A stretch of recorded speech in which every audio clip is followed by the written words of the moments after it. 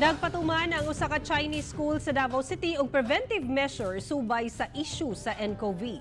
Kung unsa kini atong sayron pinaagi sa live report ni Sheila Vergara Rubio. Sheila. Yes, Sara, duha ka mga grade schoolers sa Davao Chonghua High School ang gihangyo nila nga ipailaw muna sa home quarantine kini human nasubay nila nga miuli kinig China ni atong Chinese New Year. Alerto ang Davao Chonghua High School kalabot sa novel coronavirus. Gilen kini nga nakig-koordina sa mga ginikanan og teachers aron mapatuman ang precautionary measures kinisama sa pagsuot og mask. Sanglit Chinese o Filipino-Chinese ang ilang mga estudyante. Gisubay nila kung dunabay nanguli sa China ni atong New Year. Nasubay nila nga dunay duha nga miuli sa Fujian, China.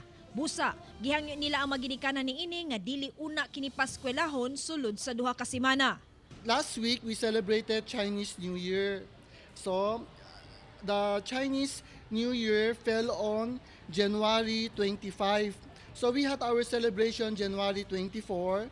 They must have been there January 24 just to celebrate. And then they arrived this week.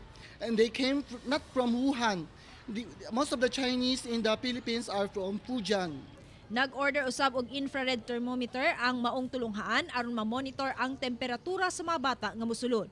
Hugot nga ginasusi sa school clinic ang kahimtang sa panlawas sa mga bata. Ang ilahang mga symptoms na ginapakita is yung seasonal na colds lang. So far, wala pa man balita na, wala pa na-check na with fever. Almost everyone may contact, no? Kasi this is a Chinese school. Pero ang mga naano nang namin yung pumunta ng China, very minimal. Kasi nga Sara, karong adlaw gi-expect sa Chonghua nga maabot ang ilang gi-order na katong infrared thermometer ug gilauman nila nga masugdan na gamit kini sa ilang eskwelahan sunod semana. Sara. Daghang salamat, Sheila Vergara Rubio.